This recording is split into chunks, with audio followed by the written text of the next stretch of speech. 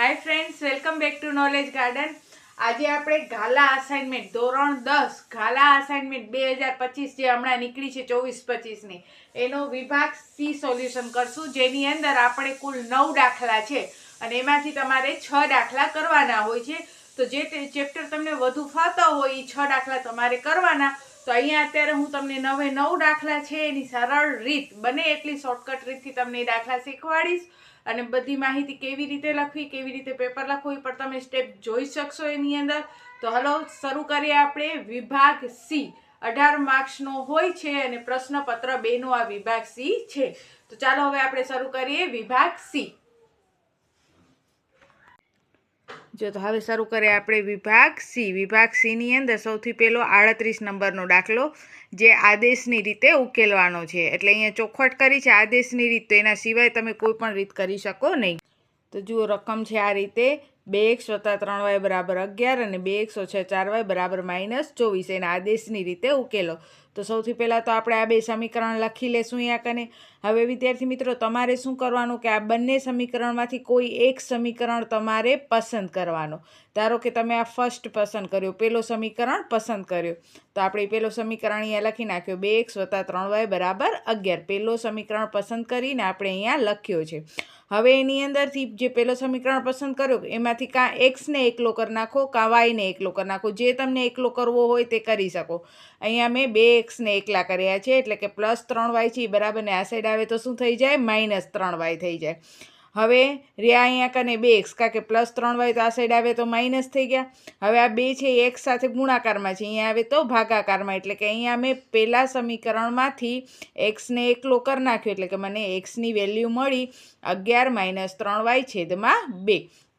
તો આવી રીતે આદેશની રીતમાં તમારે કોઈ પણ એક સમીકરણ પસંદ કરવાનો. એ સમીકરણમાંથી કાં ચલ એક્સને કાં ચલ વાયને અલગ કરી નાખવાનો.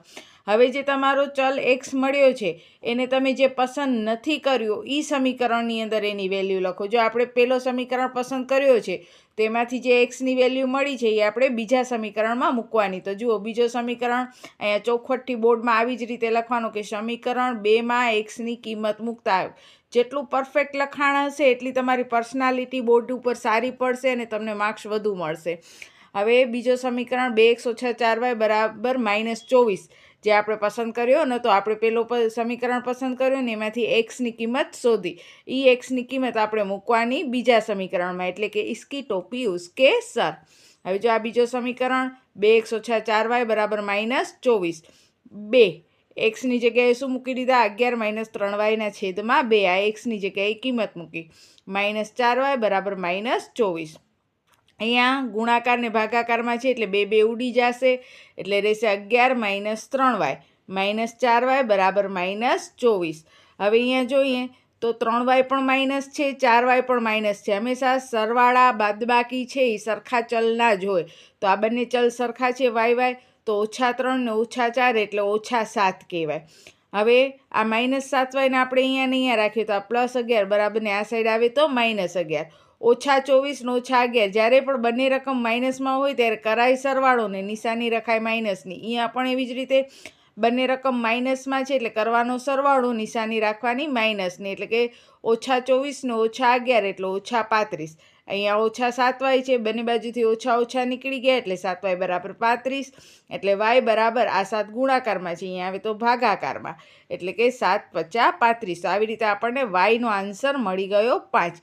જુઓ પહેલો સમીકરણ પસંદ કર્યો આપણે, એ સમીકરણમાંથી બધી જ આંકડા છે એ બરાબરને આલી સાઈડ લઈ ગયા એટલે એક્સ થઈ ગયો એકલો. એ એક્સની વેલ્યુ છે એ બીજા સમીકરણમાં મૂકી અને ઉડતું તું ઉડાડી અને સાદું રૂપ આપણે આપશું એને. તો સાદું રૂપ આપ્યા પછી આપણને વાયની વેલ્યુ મળશે. હવે આ વાયની વેલ્યુ છે વળી ઇસકી ટોપી ઉસકે સર, એ વાયની વેલ્યુ જે અહીંયા આપણે એક્સ અલગ કરી રાખ્યો છે એમાં મૂકી દો. તો જો એક્સ અલગ કર્યો તો એક્સનો જવાબ શું હતો? 11 - 3y/2. બરાબર, 11 - 3y/2 આ એક્સ હતો. હવે આ એક્સની જે વેલ્યુ આપણે પહેલેથી શોધી રાખી છે એમાં વાય બરાબર કેટલા મૂકી દેવાના છે? 5 મૂકી દેવાના છે. એટલે કે x = 11 - 3 વાયની જગ્યાએ મેં કેટલા મૂકી દીધા? 5/2. 11 3 × 5 = 15, કૌંસની અંદર 12 હોય તો ગુણાકાર થાય, 15માંથી 11 જાય તો જો અહીંયા એક પ્લસ છે ને એક માઇનસ છે તો બાદબાકી થાય. હવે 11માંથી તો 15 જાય નહીં, આપણે સૌને ખબર છે. તો 15માંથી 11 બાદ કરવાના ને જવાબ શેમાં લખવાનો? માઇનસમાં. એટલે કે -4/2. 2 દુ 4 એટલે x બરાબર -2. આવી રીતે આપણને yની વેલ્યુ 5 મળી. y બરાબર કેટલા આવ્યા હતા આપણા? y બરાબર આવ્યા હતા 5 અને x બરાબર મળ્યા -2. તો આવી રીતે આપણે આદેશની રીતે x અને yની વેલ્યુ શોધી શકીએ છીએ. હવે જોઈએ દાખલા નંબર આગળ. હવે દાખલા નંબર 39. એની અંદર બે સમીકરણ આપ્યા છે. દ્વિચલ સમીકરણ છે એટલે x + 5y બરાબર 11 અને 2x - 3y બરાબર 9. હવે આપણે આદેશને બદલે કઈ રીત કીધી છે? લોપની રીત કીધી છે. આ રીત અત્યંત સરળ છે. આ રીતમાં શું કરવાનું? તમારે બંને સમીકરણ એકવાર એકબીજાની નીચે લખવાના. જો x + 5y બરાબર 11, 2x - 3y બરાબર 9. બંને સમીકરણ મેં એકબીજાની નીચે લખ્યા. હવે તમારે એની અંદર કાં x વાળા પદ સરખા કરવાના ને કાં y વાળા પદ સરખા કરવાના. કયા પદ સરખા કરવાથી તમને સરળતા મળે? તો જો દાખલાની અંદર એક પ્લસ ને એક માઇનસ હોય તો એવો પદ સરખો કરવો વધારે સરળ પડે. અહીંયા જો બંને પ્લસ છે પણ અહીંયા એક પ્લસ ને એક માઇનસ છે તો હું શેને સરખા કરીશ? વાયને સરખા કરીશ. હા, જો અહીંયા બંને પ્લસ હોય અથવા બંને માઇનસ હોય, અહીંયા બંને પ્લસ કે બંને માઇનસ હોય તો તમે કોઈ પણ સરખો કરી શકો છો. પણ જ્યાં સુધી પ્લસ માઇનસ વાળી રકમ મળતી હોય તો તમે એને સરખો કરો તો દાખલો તમારો ઝડપથી થાય. તો અહીંયા હવે મને y સરખા કરવા છે. તો એના માટે પણ એક સિમ્પલ ટ્રીક છે. તમારે શું કરવાનું કે આ y છે એની સાથે 5 ગુણાકારમાં છે એને બીજા સમીકરણ સાથે ગુણાવો અને આ y સાથે 3 છે ગુણાકારમાં એને તમે પહેલા સમીકરણ સાથે ગુણાવો. એટલે કે આ yની બાજુમાં જે આંકડો છે એને બીજા સમીકરણ સાથે ગુણો અને આ yની બાજુમાં જે આંકડો છે એને પહેલા સમીકરણ સાથે ગુણો. એટલે આવી રીતે ક્રોસ ગુણો.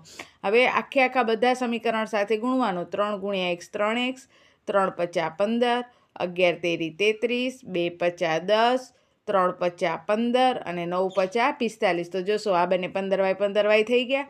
હવે એક પ્લસ ને એક માઇનસ છે એટલે એ ઉડી ગયા. એટલે જ મેં પ્લસ માઇનસ પસંદ કર્યા હતા. જો બંને પ્લસ હોત તો નીચેના પદની મારે નિશાની બદલવી પડત. હવે એ બદલવી પડશે નહીં. હવે +15y -15y ઉડી ગયા. હવે +10 ને +3 એટલે +13x અને 33 + 45 એટલે 78. 13 અહીંયા ગુણાકારમાં છે બરાબર ને આ સાઈડ આવે તો ભાગાકારમાં એટલે અહીંયા x જ રહી ગયો. 13 × 6 = 78 એટલે x બરાબર 6. હવે આ xની જે વેલ્યુ આવી છે એ તમે આ બંનેમાંથી કોઈ પણ એક સમીકરણમાં મૂકી શકો. તમને મજા આવે એ સમીકરણમાં તમે xની વેલ્યુ મૂકી શકો છો. પહેલા સમીકરણમાં એ મૂકી શકો છો, બીજામાં એ મૂકી શકો છો. મેં અહીંયા સમીકરણ 1 જે નાનકડો લાગે છે એટલે મેં એમાં મૂકી. x + 5y બરાબર 11માં મેં x બરાબર 6 મૂકી દીધા. તો આપણે જોશું કે x + 5y બરાબર 11 એમાં xની જગ્યાએ મેં 6 મૂક્યા. +6 બરાબર ને આ સાઈડ આવે તો -6 એટલે અહીંયા રહી ગયા 5y. 11માંથી 6 જાય તો કેટલા વધે? 5 ને અહીંયા 5y છે. હવે આપણે y શોધવો છે તો આ 5 ગુણાકારમાં છે, અહીંયા આવે તો ભાગાકારમાં. 5 5 ઉડી ગયા એટલે y બરાબર 1. એટલે કે મને બે ચલની કિંમત મળી ગઈ. x બરાબર 6 અને y બરાબર 1. હવે આગળ દાખલો જોઈએ પાછો. દાખલા નંબર 40. સમાંતર શ્રેણીનો આ દાખલો છે. તેમાં તમને કહે છે કે સમાંતર શ્રેણીમાં પ્રથમ 14 પદોનો સરવાળો 1050 છે. જો પ્રથમ 14 પદ એટલે n બરાબર આપણા કેટલા હશે? 14. અહીંયા તમે લખી પણ શકો છો કે ભાઈ અહીંયા n બરાબર કેટલા છે? 14 છે. અને 14 પદોનો સરવાળો એટલે એને આપણે S14 તરીકે લખી શકીએ. 14 પદોનો સરવાળો એ તમને આપી દીધો છે 1050. એટલે પ્રથમ 14 પદ એટલે n બરાબર 14. એ 14 પદોનો સરવાળો એટલે 1050 અને પ્રથમ પદ એટલે શું થાય? a. અને એ કેટલા આપ્યા છે? 10 આપ્યા છે. અને તમારે 20મું પદ એટલે a20 તમારે શોધવાના છે. an એટલે a20 20મું પદ તમારે શોધવાનું છે. પદ શોધવું હોય તો an આવે. બરાબર? તો સૌથી પહેલાં તો આપણને જે આપ્યું છે આપણે એની જ મદદ લેશું કે આપણને ભાઈ SN આપી દીધા છે 1050. સરવાળો આપી દીધો છે. બરાબર ને? પ્રથમ 14 પદોનો સરવાળો 1050. તો આપણે એકવાર સરવાળાનું સૂત્ર લખશું. શું થાય સરવાળાનું સૂત્ર? SN બરાબર n/2 2a + n-1d. હવે n એટલે કેટલા છે? 14. કારણ કે 14 પદોનો સરવાળો છે તો અહીંયા આપણે nની જગ્યાએ 14 લખવાના. છેદમાં 2. સૂત્રમાં 2 ના 2 a તો એની વેલ્યુ કેટલી છે? 10 વત્તા n એટલે તો આપણે જોયા કેટલા છે? 14 ઓછા 1 ને d એટલે કે તફાવત એ આપણને ખબર નથી. પણ 14 પદોનો સરવાળો ખબર છે કે S14 એટલે કે 14 પદોનો સરવાળો 1050 એટલે S14ની જગ્યાએ હવે લખશું 1050. પછી 14 ભાગ્યા 2 એટલે 7, 10 દુ 20, 14માંથી 1 જાય 13, 13 ગુણ્યા ડી એટલે 13 ડી. જો અહીંયા પહેલાં મેં SN લખ્યા, પછી N એટલે 14 પદોનો સરવાળો, એટલે જ્યાં N દેખાણા ત્યાં મેં 14 લખી નાખ્યા, એ તો તમને આપેલા જ છે. અને S14 એટલે 14 પદોનો સરવાળો એ આપી દીધો છે, એટલે S14ની જગ્યાએ મેં 1050 લખ્યા. અહીંયા છેદ ઉડાડ્યા, 2 સત્તા 14, 2 દાન 20 વત્તા 14માંથી 1 જાય તો 13, 13 ગુણ્યા ડી. હવે આ 7 છે એ આખા કૌંસ સાથે ગુણાકારમાં છે, તો બરાબરને આ સાઈડ આવે તો શેમાં આવે? ભાગાકારમાં આવે. તો 1050 ભાગ્યા 7 એ બંનેનો ભાગાકાર કરશો તો 15 સત્તા 105 એટલે 150 થશે, બરાબર? આ બેનો ભાગાકાર 150. હવે અહીંયા આપણા કને શું રહી ગયો? 20 વત્તા 13 ડી રહી ગયું, કારણ કે 7 તો આપણે આ સાઈડ લઈ આવ્યા છીએ. હવે 150, હવે આ પ્લસ 20 છે એને બરાબરને આ સાઈડ લઈ આવો તો શું થઈ જાય? માઇનસ 20 થઈ જાય. 150માંથી 20 બાદ કરો તો કેટલા રહે? 130 રહે.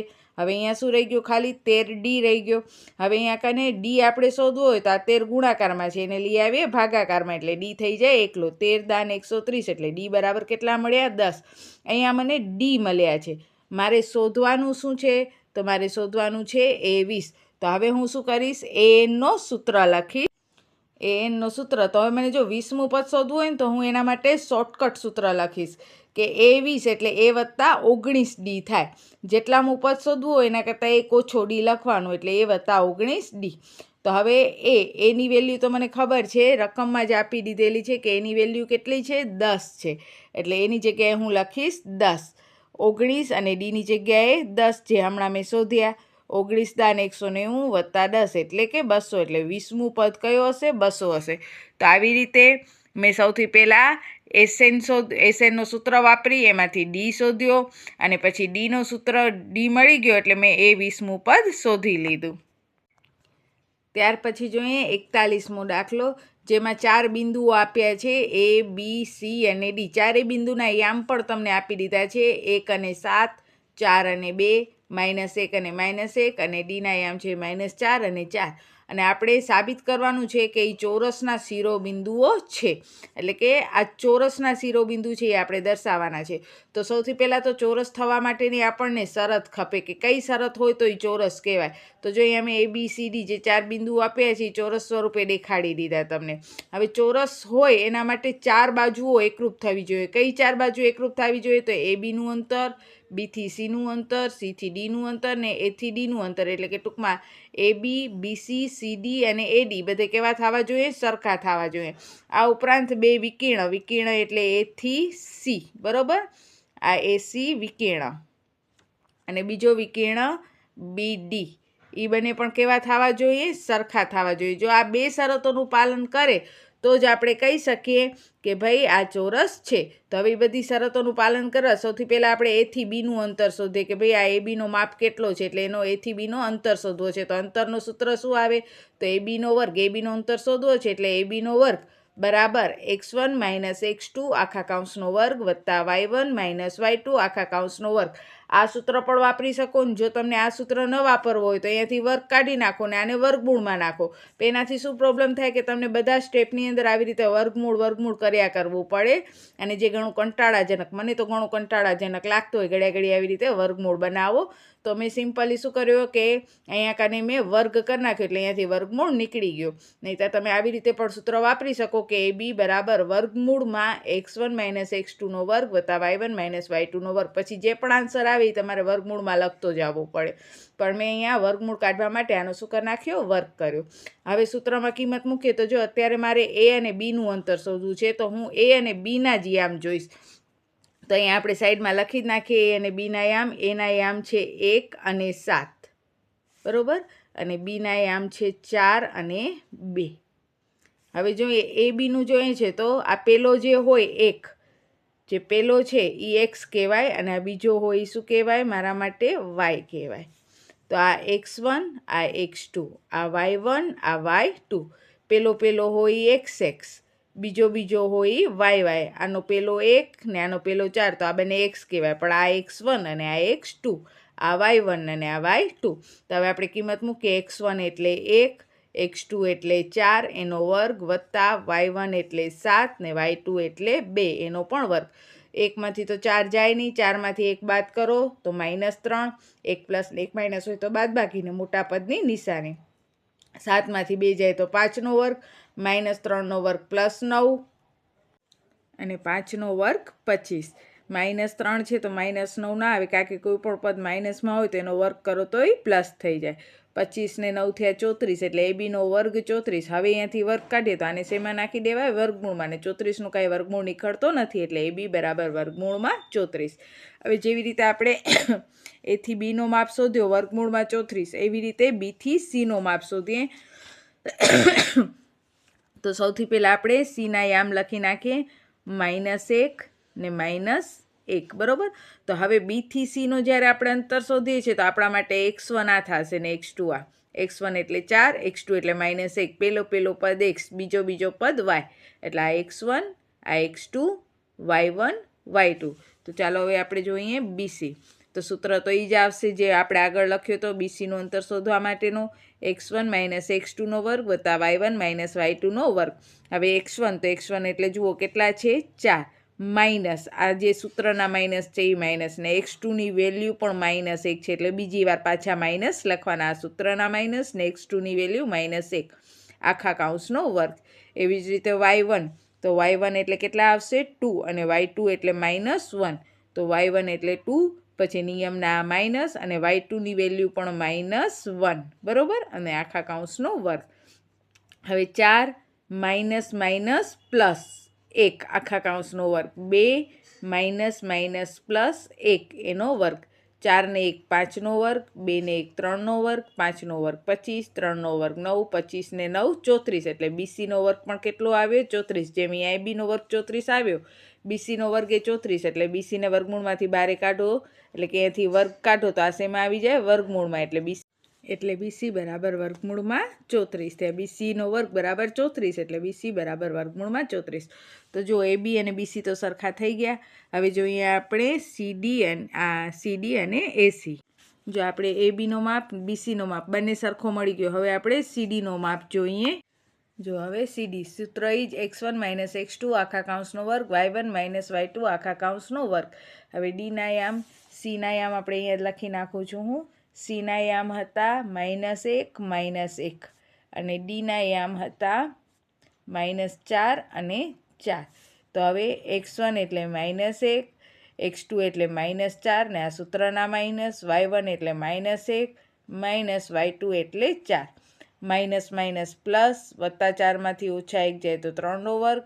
અહીંયા -1 ને -4 બંને માઇનસ હોય તો કરાય સરવાળો, એટલે -5, એટલે -5નો વર્ગ. 3નો વર્ગ 9, 5નો વર્ગ 25, -5નો વર્ગ 25, 25 ને 9 34. સીડીનો વર્ગ 34, એટલે સીડી બરાબર પણ વર્ગમૂળમાં 34. તો આપણને એબી, બીસી અને સીડી ત્રણેય માપ કેવા મળ્યા? સરખા મળ્યા. હવે જોઈએ એડીનો માપ કેટલો આવે છે. હવે એડીનો માપ સૂત્ર તો પાછો એ નહીં જ આવશે, એટલે અંતરનું જે સૂત્ર છે આ કડો કડ તમે પાકો કરી રાખજો, કારણ કે અંતર શોધવાનો સૂત્ર છે એ 2 માર્ક્સમાં પણ તમને પૂછાય છે અંતર શોધવાના દાખલા. એટલે x1 - x2 આખા કૌંસનો વર્ગ, y1 - y2 આખા કૌંસનો વર્ગ ને વચ્ચે પ્લસ. હવે અહીંયા x1 એટલે 1 માઇનસ x2 એટલે -4 આખા કૌંસનો વર્ગ વત્તા y1 એટલે 7, y2 એટલે 4 આખા કૌંસનો વર્ગ, માઇનસ પ્લસ 4 ને 1 5નો વર્ગ 25, 7માંથી 4 જાય તો 3નો વર્ગ 9, બરાબર. હવે 25 અને 5નો વર્ગ વત્તા 3નો વર્ગ એટલે 25 વત્તા 9, એટલે એડી વર્ગ મળ્યા 34. હવે અહીંયાથી મારે વર્ગ કાઢવો હોય તો આને શેમાં નાખી દેવાનો? વર્ગમૂળમાં. તો આવી રીતે આપણે ચારે બાજુ એબી, બીસી, સીડી અને એડી બધેના માપ કેવા મળ્યા? સરખા મળ્યા, વર્ગમૂળમાં 34.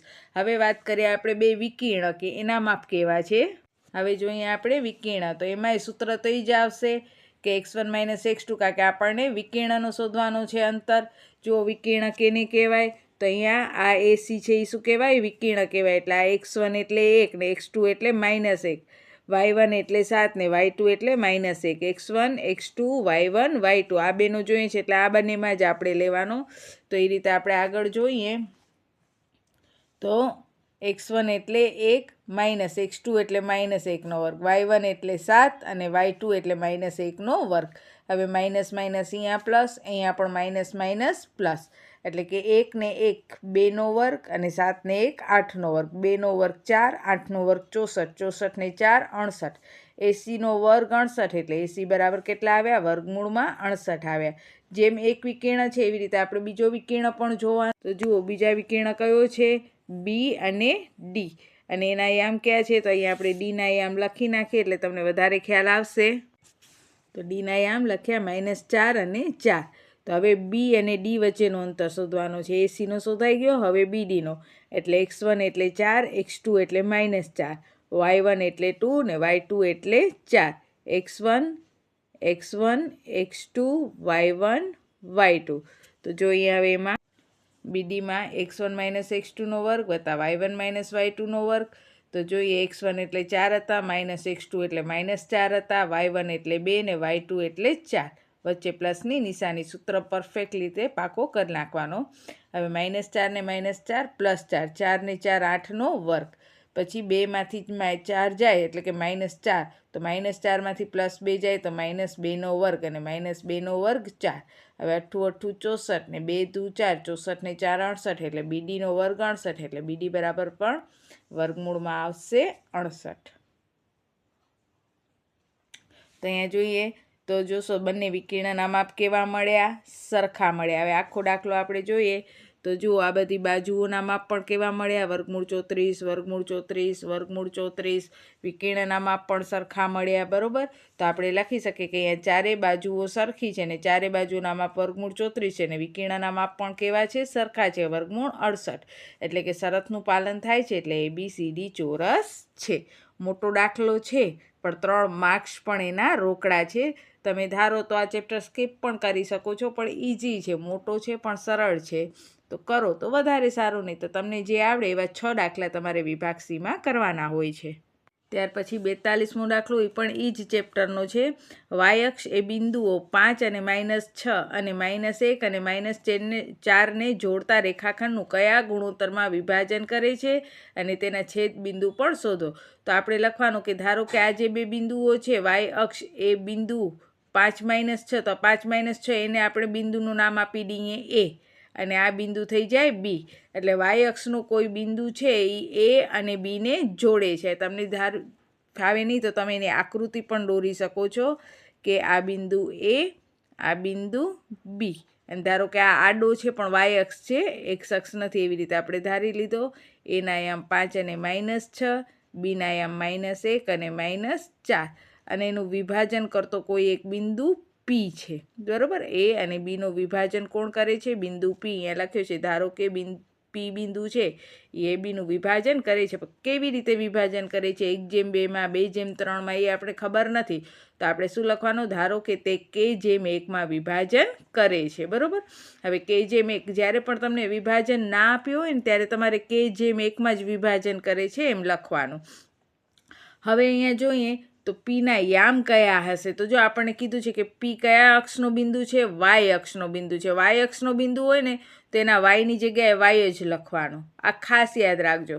એક્સ અક્ષનો બિંદુ હોય તો એક્સની જગ્યાએ એક્સ લખવાનો. વાય અક્ષનો બિંદુ હોય તો વાયની જગ્યાએ વાય લખવાનું, કારણ કે અહીંયા વાય હોય ને અહીંયા એક્સ હોય. એક્સની જગ્યાએ શું લખી નાખવાનું? 0. એટલે વાય અક્ષ હોય તો એક્સની જગ્યાએ 0 ને વાય અક્ષની જગ્યાએ વાય.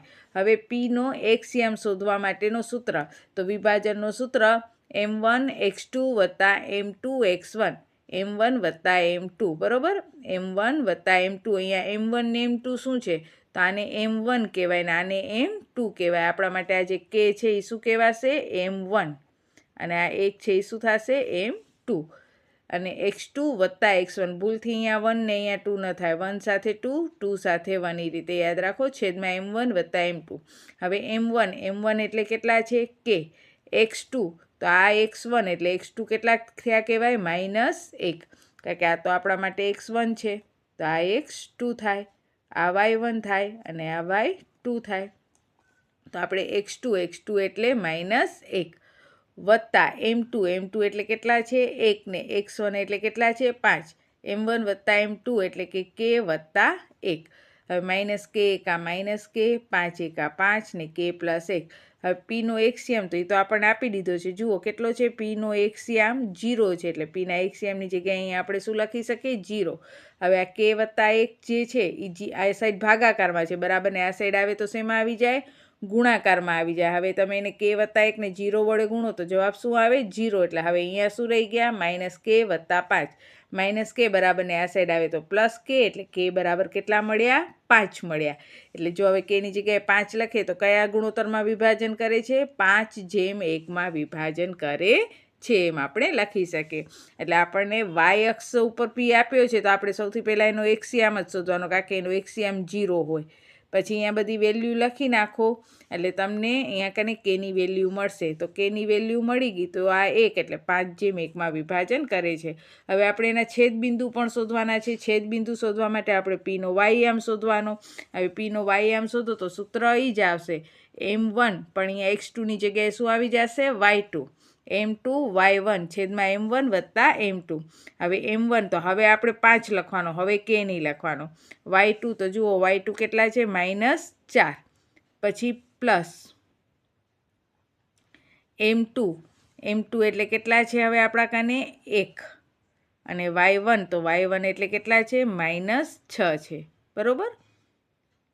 હવે અહીંયા શું કરશું, 5 + 1, હવે 4 × 5 = 20, પ્લસ માઇનસ માઇનસ 6 × 1 = 6 અને 5 ને 1 6, -20 ને -6 -26 છેદમાં 6, એના છેદ ઉડાડો તો 13 દુ 26, 13 દુ 26 અને 3 દુ 6, બે ઉડી ગયા એટલે 13/2. તો પીનો એક્સિયમ તો 0 જ હતો અને વાયયામ શું મળ્યો, -13/3, એટલે એના છેદબિંદુ થશે 0 અને -13/3.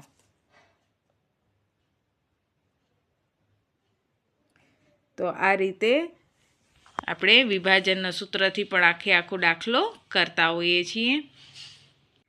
પછી જોઈએ 43મો જે છે એ ચેપ્ટર 10 વર્તુળ જે છે એનો પ્રમેય હશે. હવે તમે વિદ્યાર્થી મિત્રો જો આ પ્રમેય કડોકડ પાકો કરો, 2 જ પ્રમેય એની અંદર છે ને, બંનેમાંથી કોઈ એક પ્રમેય તમને પરીક્ષામાં પૂછાય છે. તો વિભાગ સીની અંદર તમને 6 દાખલા કરવાના હોય. જો તમને લોપ અને આદેશ આવડે છે તો 2 ઈ થઈ ગયા, બરાબર. એક આ પ્રમેય કરી નાખો તો 3 દાખલા થયા કહેવાય. એક આંકડાશાસ્ત્ર હશે, એક સંભાવના હશે, 5 દાખલા થઈ ગયા. હવે તમને જો આ વિભાજનનો ચેપ્ટર સ્કીપ મારવો હોય તો પણ મારી શકો છો, અથવા પ્રકરણ 5નો સ્કીપ મારી શકો છો. જે તમને વધુ ફાવે છે એ ચેપ્ટર તમારે કરવાનું, જે ઓછો ફાવે છે એને સ્કીપ મારી દેવાનો. પણ પ્રમેય તો જરૂરથી કરવાના. પ્રકરણ 10ના એ 2 દાખલા હોય છે તમને, એટલે કે તમે જો અત્યારે જે આપણે વિભાજનનું ચેપ્ટર જે કર્યો યામ ભૂમિતિનો, આ વાય અક્ષવાળો ને એનાથી પહેલાંનો, જો તમને એ દાખલા ન કરવા હોય તો એને બદલે તમારે પ્રકરણ 10ના 2 દાખલા તો કરવાના. એમાં એક પ્રમેય હશે, એક દાખલો હશે ને, એ પણ ઘણો બધો સરળ છે. હવે જોઈએ આપણે આ પ્રમેય. સાબિત કરો કે વર્તુળના કોઈ બિંદુએ દોરેલો સ્પર્શક ત્રિજ્યા સાથે લંબ છે. તો જો પહેલાં મેં આ એક વર્તુળ દોરી નાખ્યો ઓ કેન્દ્રિત, બરાબર, અને આ એનો દોર્યો સ્પર્શક. આપણે સૌને ખબર છે કે સ્પર્શક માત્ર એક બિંદુમાં જ છે તે. હવે આપણે શું સાબિત કરવાનું છે કે આ સ્પર્શક છે એ ત્રિજ્યા સાથે લંબ છે. ત્રિજ્યા સાથે લંબ છે એટલે અહીંયા કેટલાનો ખૂણો બનાવે છે, 90 ડિગ્રીનો ખૂણો બનાવે છે. તો સૌથી પહેલાં લખવાનો પક્ષ. પક્ષમાં લખવાનું કે XY, એટલે કે આ રેખા XY એ O કેન્દ્રવાળા વર્તુળને, તો આ O કેન્દ્રવાળા વર્તુળને P બિંદુ આગળ સ્પર્શતો સ્પર્શક છે. જો P બિંદુ આગળ XY સ્પર્શે છે વર્તુળને, તો તમે સિમ્પલ પણ લખી શકો કે રેખા XY છે એ O કેન્દ્રિત વર્તુળને P બિંદુ આગળ સ્પર્શતો સ્પર્શક છે. સાધ્યમાં આપણે શું સાબિત કરવાનું છે, તો OP લંબ XY. આ OP છે એ XY ને લંબ છે. હવે સાબિતી. તો અહીંયા આપણે રેખા XY પર બિંદુ P સિવાય કોઈ એક બીજો બિંદુ Q લેશું, બરાબર. રેખા XY પર બિંદુ P સિવાય કોઈ એક બીજો બિંદુ Q લેશું, અને આ Q માટે 3 શરત હશે કે એ Q છે તે વર્તુળની અંદર હોય, વર્તુળની ઉપર હોય અથવા વર્તુળની બારે હોય. Q માટે 3 શરત છે. Q વર્તુળની અંદર તરફ હોય, Q વર્તુળની બરોબર ઉપર હોય ને Q બારે હોય.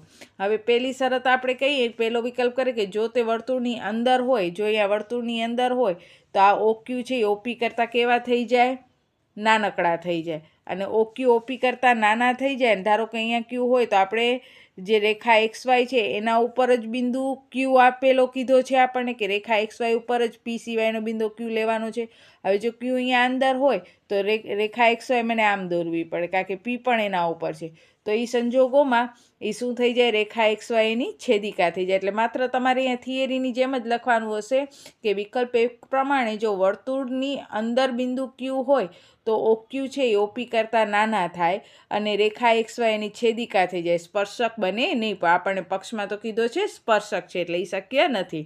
હવે વિકલ્પ બીજો જોઈએ તો વિકલ્પ 2માં જો બિંદુ Q એ વર્તુળ ઉપર હોય, જો વર્તુળ ઉપર હોય અહીંયા જ કને, તો OP અને OQ કેવા થઈ જાય, સરખા થઈ જાય, બંને ત્રિજ્યા થાય. અને P અને Q બંને XY ઉપર છે તો વળી આ XY શું થઈ ગઈ, એની છેદિકા થઈ. એટલે જેમ વિકલ્પ 1માં લખ્યો એવી જ રીતે વિકલ્પ 2માં લખો કે OP અને OQ સરખા છે. આમાં OQ નાના હતા, આમાં કેવા થઈ ગયા, સરખા. અને એ સંજોગોમાં રેખા XY શું બની જાય છે, છેદિકા બની જાય છે, સ્પર્શક રહેતી નથી. એટલે વિકલ્પ 2 પણ શક્ય નથી.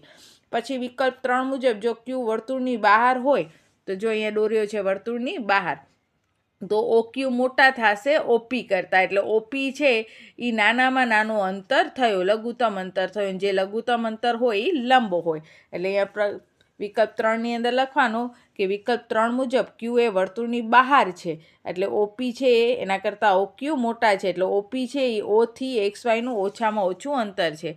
આ O થી P XYનું ઓછામાં ઓછું અંતર છે અને જે ઓછામાં ઓછું અંતર હોય એ લંબ હોય માટે XY લંબ OP. તો આવી રીતે તમે થિયરિકલ આખો આ પ્રમેય છે, બહુ સરળ છે, તો એના તમને 3 માર્ક્સ મળી શકે છે. ત્યાર પછી એ જ ચેપ્ટરનો દાખલા નંબર જોઈએ 44. એમાં કહે છે 2 સમકેન્દ્રી વર્તુળની ત્રિજ્યા 5 સેમી અને 3 સેમી છે અને મોટા વર્તુળની ત્રિજ્યા નાના વર્તુળને સ્પર્શે છે તો જીવાની લંબાઈ શોધો. તો પહેલાં આપણે આકૃતિ દોરવાની. સમકેન્દ્રી એટલે જેનું કેન્દ્ર 1 હોય એવા આપણે 2 વર્તુળ દોરશું. આ એક વર્તુળ અને આ બીજો વર્તુળ, કે બંનેના કેન્દ્ર કેવા છે, સરખા છે, એક જ છે. ને કેન્દ્રને નામ આપી દીધો P. હવે આ નાના વર્તુળની ત્રિજ્યા કહેવાય, જો આ નાનકડો વર્તુળ છે બરોબર, અને આ એની શું કહેવાય, નાના વર્તુળની ત્રિજ્યા. અને અહીંયાથી આ કેન્દ્રને આ વર્તુળ સાથે અડાડીએ તો આ મોટા વર્તુળની ત્રિજ્યા. હવે અહીંયા તમારે આકૃતિ કેવી રીતે દોરવાની, તો કાટખૂણો બને ને એવી જ રીતે દોરવાની. તમારે શું કરવાનું, સૌથી પહેલાં નાના વર્તુળની ત્રિજ્યા આમ દોરવાની. હવે કહે છે કે નાના વર્તુળનો સ્પર્શક, તો જો આ નાનું વર્તુળ, આ એનો શું થયો, સ્પર્શક. નાના વર્તુળનો સ્પર્શક એ મોટા વર્તુળની શું થઈ ગઈ છે, જીવા થઈ ગઈ છે. જીવા કેને કહેવાય, જે વર્તુળને 2 બિંદુમાં છેદતી હોય તો એને શું કહેવાય, જીવા કહેવાય. બરોબર, અહીંયા કને તો આ જીવા છે. અને અહીંયા આ AB છે એ નાના વર્તુળને એક જ બિંદુમાં સ્પર્શે છે એટલે એના માટે સ્પર્શક છે. તો આકૃતિ જ્યારે પણ સમકેન્દ્રીવાળો દાખલો આવે, બોર્ડની અંદર આ દાખલો હોય જ છે, અત્યાર સુધી દરેક બોર્ડની પરીક્ષામાં આ દાખલો પૂછાયેલો જ છે.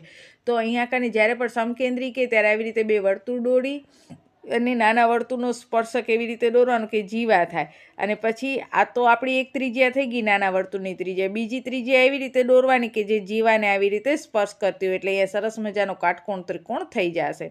હવે જોઈએ તો નાના વર્તુળની ત્રિજ્યાનો માપ 3 હતો, મોટા વર્તુળની ત્રિજ્યાનો માપ 5 હતો, અને આપણે જીવાનો માપ શોધવાનો છે એટલે કે ABનો માપ શોધવાનો છે. તો હમણાં જ આપણે પ્રમેય સાબિત કર્યો એમાં આપણને જોયો હતો કે જે ત્રિજ્યા હોય સ્પર્શકને કેવી હોય, લંબ હોય. એટલે આ કેટલાનો ખૂણો થયો, 90નો થયો.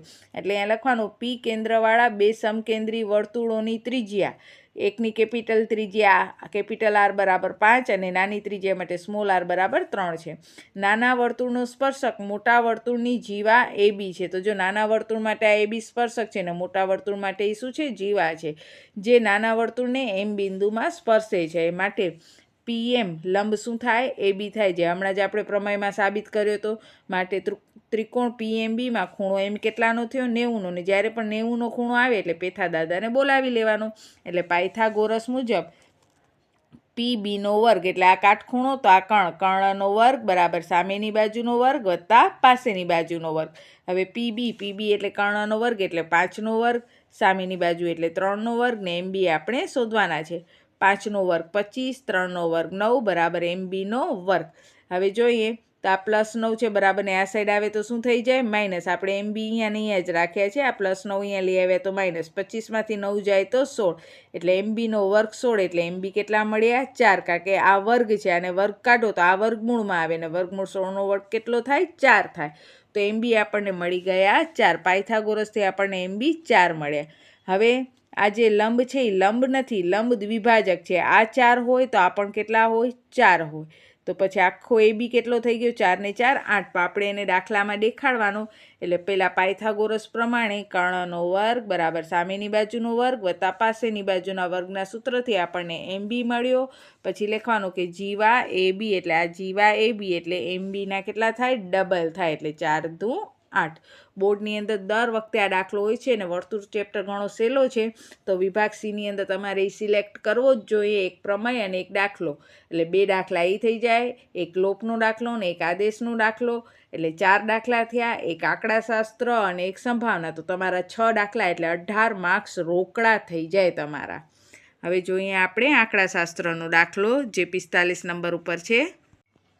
હવે જોઈએ આપણે 45મો દાખલો. એની અંદર 200 કુટુંબની માહિતી આપેલ છે અને એના માસિક ખર્ચનો આપણે બહુલક શોધવાનો છે. વર્ગ આપ્યા છે 1000 થી 1500, 1500 થી 2000, 2000 થી 2500, 2500 થી 3000. એવી રીતે તમને 5000 સુધીના વર્ગ આપેલા છે, બરાબર. અને આવૃત્તિ આપી છે 24, 40, 33, 28, 30, 22, 16 અને 7. હવે આપણે બધેને યાદ હશે જ કે બહુલક આપણે કેવી રીતે શોધાય. તો સૌથી પહેલાં આપણે જે આપણી આવૃત્તિ આપી છે એમાંથી સૌથી મોટો આંકડો પસંદ કરવાનો. જુઓ સૌથી મોટો આંકડો કયો છે? 40 છે. એટલે આ 40 છે એ આપણા માટે શું થઈ જશે? F1. એની ઉપરનો છે એ F0 અને નીચે છે એ F2. બરાબર. જે આમાંથી સૌથી મોટો આંકડો છે એ F1, એની ઉપરનો F0 અને એની નીચેનો F2. F1ની સામે જે છે વર્ગ 1500, જેને અધસીમા બિંદુ L કહેવાય, જેની પૂરી માહિતી અહીંયા નીચે લખેલી છે. જ્યારે તમે બોર્ડનું પેપર લખો ત્યારે રકમ તમારે ઉતારવાની નહીં હોય, ખાસ ધ્યાન રાખજો. તમારે રકમ લખવાની નથી, પણ તમારે માહિતી બધી બને ત્યાં સુધી લખવાની. ત્યાં જો લખ્યો છે L એટલે બહુઅલક વર્ગ અધસીમા બિંદુ, એટલે કે F1ની સામેનો જે હોય 1500. પછી H એટલે વર્ગ લંબાઈ. તો 1500માંથી 1000 બાદ કરો તમે તો કેટલી આવે? 500. F1 તો F1 કેટલા છે? 40. F0 છે 24 અને F2 છે 33. F1 પછી F0 એટલે બહુલક વર્ગની આગળનો વર્ગ અને એક પાછળનો વર્ગ. આ બહુલક વર્ગ કહેવાય F1. આ એની આગળનો વર્ગ અને આ એની પાછળનો વર્ગ. આ બધી માહિતી લખ્યા પછી તમારે સિમ્પલી ઝેડનો સૂત્ર લખવાનો, એટલે કે બહુલકનું સૂત્ર લખવાનું. બહુલકનું સૂત્ર છે Z બરાબર L વત્તા F1 minus F0, 2F1 - F0 - F2 ગુણ્યા H. હવે બધું જ આપણને આપેલું જ છે.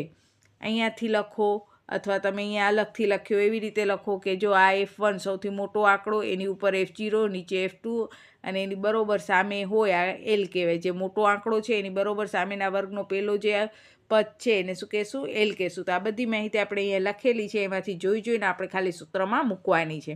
Lની જગ્યાએ મૂકશું 1500 વત્તા, ઘણીવાર અહીંયા વિદ્યાર્થીઓ વત્તા કરતાં ભૂલી જાય છે અને પછી પાછળ આન્સર નથી આવતો. F1 તો F1 એટલે કેટલા છે? 40, સૌથી મોટી આવૃત્તિ. F0 એટલે કેટલા છે? 24. 2 તો 2. F1 તો F1 હમણાં જ મૂક્યા હતા 40. F0 તો અહીંયા F0 એટલે 24. F2 એટલે કેટલા છે? 33 છે. અને ગુણ્યા H કેટલા છે? 500 છે. હવે એને સાદું રૂપ આપીએ તો 1500 વત્તા 40માંથી 24 જાય તો 16. 40 દુ 80 ઓછા 24 ઓછા 33 ગુણ્યા 500. 16 તો હવે એમને એમ રહેશે. 80માંથી એકવાર 24 બાદ કરો, જે રકમ વધે એમાંથી 33 બાદ કરો, અથવા 80માંથી આ બંને રકમ બાદ કરી નાખો. એટલે કે 4 5 6 7 ને 3 ને 2 5 57. આ બંનેનો સરવાળો જે થાય એ 80માંથી બાદ કરો. કોઈ પણ રીત કરી શકો.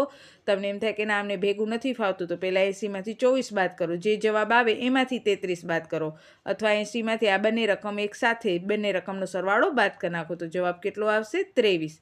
એને ગુણ્યા 500. હવે જોઈએ કે આ બંનેનો છેદ ઉઠતો નથી, એટલે 16 ગુણ્યા 500 કરી નાખશું 8000. હવે 8000 ને છેદમાં 23 આ બંનેનો ગુણાકાર કર્યો, બરાબર. હવે 8000 ભાગ્યા 23 સાચો ભાગાકાર કરશો તો તમારો જવાબ આવશે 347.83.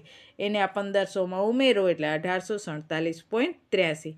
તો આવી રીતે તમને બહુલકનો જવાબ મળશે. બહુલક બહુ જ સિમ્પલ દાખલો હોય છે અને મોસ્ટ ઓફ બહુલકના દાખલા છે, સાદા સિમ્પલ જે દાખલા હોય છે એ તમને વિભાગ Cમાં જ પૂછાય છે. ત્યાર પછી 46મો દાખલો, વિભાગ Cનો સૌથી છેલ્લો દાખલો. એની અંદર કહે છે કે 2 પાસાઓ એકસાથે ઉછાળવામાં આવે અને પાસાના ઉપરના ભાગ ઉપર 5 ન મળે અને 5 મળે તેની સંભાવના શોધો અને એના કુલ પરિણામ પણ લખો. જ્યારે પણ સંભાવનાનો દાખલો પૂછે ને ત્યારે 2 પાસા ન હોય ત્યારે આવી રીતે કુલ પરિણામ તમારે કમ્પલસરી લખવાના. પૂછ્યું ન હોય તો પણ લખવાના, કારણ કે નહીં તો તમે જવાબમાં ગોટાળા કરો છો. હવે જો 2 પાસા એટલે એક પાસા ઉપર 1 ત્યારે બીજા ઉપર 1, એક પાસા ઉપર 1 ત્યારે બીજા ઉપર 2 પણ આવે, 3 પણ આવી શકે, 4 પણ આવી શકે, 5 પણ આવી શકે, 6 પણ આવી શકે. જેમ પહેલા પાસા ઉપર 1 આવ્યો ત્યારે બીજા પાસા ઉપર આ કાંઈ પણ આવી શકે. એવી રીતે પહેલા પાસા ઉપર 2 આવે ત્યારે પણ કાંઈ પણ આવી શકે. તો આવી રીતે આખો જ્યારે 2 પાસાની વાત કરે ત્યારે આવી રીતે આખો એક કોષ્ટક તમારે તૈયાર કરી નાખવાનો 1થી કરી અને 6 સુધીનો, બરાબર. હવે પહેલી ઘટના તમને એમ કહે છે કે ઉપરના પૃષ્ઠ પર 5 ન મળે તેવી સંખ્યા શોધો. તો જો આપણા આગળ આ કુલ કેટલા છે? 36 છે. હવે જ્યાં 5 નથી એવી રકમ આપણે શોધવાની છે. તો હવે જો અહીંયા કને 5 નથી એવી રકમ કઈ છે? તો અહીંયા તો 5 છે. આપણે 5 છે ને એવી રકમ એકવાર ગોતી લઈએ. ચાલો, અહીંયા 5 છે, અહીંયા 5 છે, અહીંયા પણ 5 છે, અહીંયા પણ 5 છે, આ બધેમાં 5 છે અને અહીંયા પણ 5 છે. એટલે 1 2 3 4 5 6 7 8 9 10 ને 11. 11 રકમમાં 5 છે. તો કુલ રકમ કેટલી હતી? 36. એમાંથી 11 રકમમાં 5 છે તો 36માંથી 11 બાદ કરો તો બાકી કેટલી વધે? 25. એનો મતલબ 25 રકમમાં 5 નથી. સિમ્પલ રીતે આપણે આ કરી શકીએ છીએ કે 5 ગોતી લો. અવળા બધી રકમ ગોતવા કરતાં 5 ગોતી લ્યો કે કઈ રકમમાં 5 છે. જો આ બધી રકમમાં 5 છે, બરાબર, અને આપણે 5 નથી એ શોધવો છે. તો આ કુલ બધી રકમ કેટલી થઈ? 11 થઈ. કુલ 36માંથી 11 રકમ બાદ કરો તો 25 રકમમાં 5 નથી. એટલે ઘટના એની સંખ્યા છેદમાં કુલ. હવે જ્યારે સંભાવનાના દાખલા કરો ને ત્યારે તમારે આ બધું લખવાનું હોય. ઘટના એ એટલે શું છે, એની સંખ્યા કેટલી છે, પી ઓફ એ કરી ઘટના એની સંખ્યા છેદમાં કુલ લખી પછી આંકડો લખવાનો. હવે 25ના છેદમાં 36 એનો જવાબ. પછી કહે છે કે ઓછામાં ઓછો એકવાર 5 મળે. હવે ઓછામાં ઓછાનો અર્થ શું થાય? કે ઓછામાં ઓછો એકવાર તો 5 હોવો જ જોઈએ. વધારે વાર હશે તો ચાલશે. તો આપણે જોઈએ કે બધેમાં 5 ક્યાં છે? તો આપણે પહેલેથી ટીક કરેલા છે કે જો આ બધેમાં 5 છે ને અહીંયા વધુમાં વધુ એ 5 છે ને ઓછામાં ઓછા એ 5 છે. તો 5 વાળી તો આપણને ખબર જ છે સંખ્યા કેટલી છે? 11. એટલે ઘટના બીની સંખ્યા છેદમાં કુલ એટલે પી ઓફ બી બરાબર 11ના છેદમાં 36. તો અહીંયા તમારો આ વિભાગ સી થાય છે પૂરો. હવે વિદ્યાર્થી મિત્રો, વિભાગ સી એની અંદર તમને કુલ 9 દાખલા હશે ને 6 તમારે કરવાના હશે. જે નબળા વિદ્યાર્થીઓ છે એના માટે ખાસ કહું છું, એક આંકડાશાસ્ત્ર, એક સંભાવના, લોપ, આદેશ અને વર્તુળના જો 2 દાખલા કરો તો તમને વિભાગ સીના પૂરેપૂરા માર્ક્સ મળે. તો બસ આજના વિડીયોમાં આટલો જ. ઘણા બધા વિદ્યાર્થીઓ કહે છે બેન બોર્ડમાં કરાવો, પણ વિભાગ સી અને ડીના દાખલા એટલા લેન્ધી હોય છે ને કે બોર્ડમાં સમાતા નથી. અને પછી અડધો દાખલો કરી વળી ભૂસીને પાછો બીજો દાખલો કરવો તો એ તમે પરફેક્ટલી સમજી ન શકો. એટલે મેં આ દાખલા તમને આવી રીતે કરાવ્યા છે. પણ છતાંય નેક્સ્ટ વિડીયોમાં હું વિભાગ ડી છે એ બોર્ડમાં કરાવવાની કોશિશ કરીશ. અને તમે પણ મને કોમેન્ટ્સમાં જણાવજો કે તમને કઈ મેથડ વધારે ફાવે છે, બોર્ડમાં જ્યારે કરાવું છું ત્યારે કે પછી તમને આવી રીતે પેપર હોય આવી રીતે પેજની અંદર વધારે માફક આવે છે. તો બસ આજના વિડીયોમાં આટલો જ. ત્યાં સુધી બધાને જય હિન્દ, જય ભારત. સૌ ભણે સૌ આગળ વધે.